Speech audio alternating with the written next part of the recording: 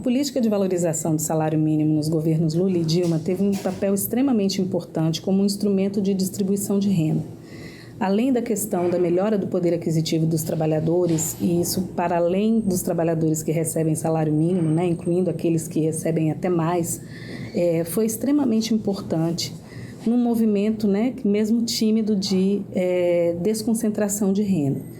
Infelizmente, nos anos recentes, a gente assistiu o abandono dessa política, né? Então, uma dúvida, né, uma questão que se coloca é que nesse momento em que se rediscute, né, a retomada dessa política de valorização, quais mecanismos têm sido pensados para que essa política efetivamente passe a ser uma política de Estado, né, ficando imune a essas mudanças, né, de governo, as mudanças que ocorrem na política, e que consiga, né, ao longo do tempo, cumprir seu papel de realmente melhorar o poder aquisitivo dos trabalhadores e das trabalhadoras, como ocorreu entre 2003 e 2019, quando o salário mínimo acumulou mais de 78% de ganho real.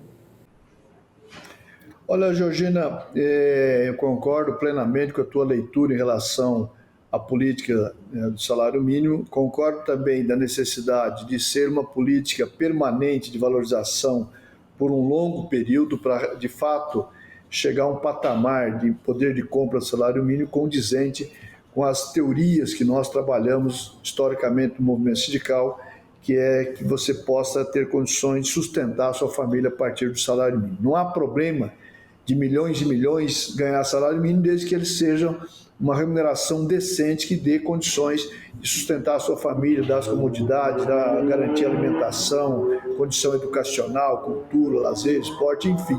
Então, esse é o processo. Agora, tem uma questão que eu costumo discutir com a companheirada quando falo, olha, precisamos fazer política de Estado para que nenhum governante aventureiro mude. Mesmo que você faça isso, é possível mudar.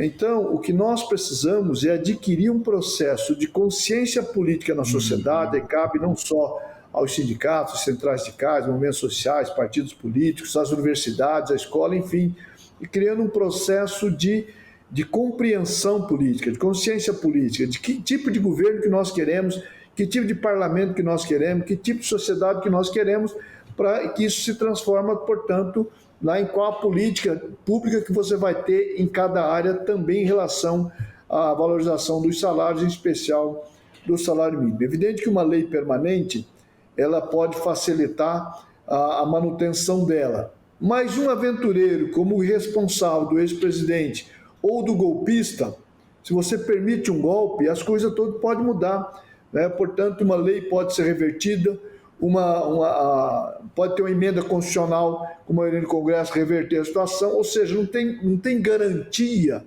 em relação a isso. É evidente que é um caminho importante, é o que nós vamos buscar trabalhar.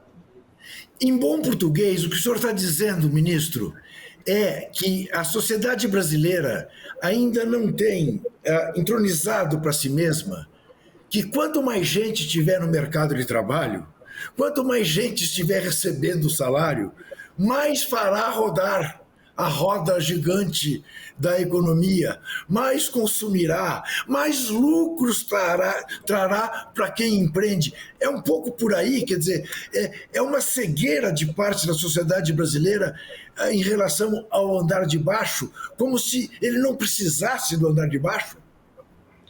Exatamente, Juca. Você tem um processo, muitas vezes, de uma certa hipocrisia de parcela da sociedade.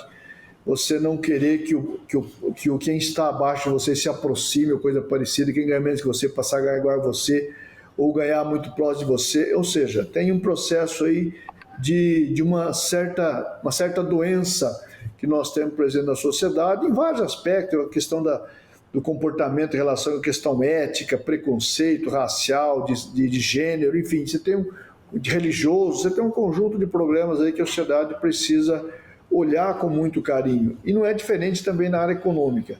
Quanto mais gente você estiver trabalhando, e quanto mais gente estiver trabalhando e bem remunerado, você pode evitar, por exemplo, o problema da violência. O que tem a ver a violência? Violência é polícia que resolve? Polícia também.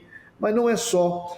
Uma comunidade que tem um problema de qualidade habitacional, que não tem arruamento, que uma residência em cima da outra, um barraco em cima do outro, isso gera um estresse natural naquela comunidade. Se você faz um processo de reurbanização, que nós chamamos de urbanização integrada, onde você introduz arruamento, você introduz calçado, você introduz moradia de qualidade, você introduz o equipamento de saúde, da educação, da cultura, do esporte, do lazer, seguramente você pode naturalmente baixar o problema de violência existente naquela comunidade. Tem sido assim as experiências das nossas administrações espalhadas pelo Brasil afora. Portanto, quanto mais direitos, quanto melhor a remuneração, melhor a condição de trabalho, e você, com isso também, você pode impedir uma lógica de uma doença ali naquela comunidade, a doença da violência, o problema do narcotráfico, do tráfico, enfim, tudo você pode ir trabalhando com o conceito de paz, de tolerância, de educação, de cultura, do esporte. Você tem muitas autoridades da área cultural que diz o menino que se apaixonar por um violino não vai querer uma arma. O menino que se apaixonar por um livro não vai querer uma arma. O menino que se apaixonar por um cavaquinho, por um acordeão, por uma viola, por uma guitarra, seja lá o que seja na área cultural, na área educacional ou na área do esporte, não vai querer se aproximar da violência, da questão das drogas. Está aí o nosso grande desafio para o mercado de trabalho e para a qualidade das nossas comunidades.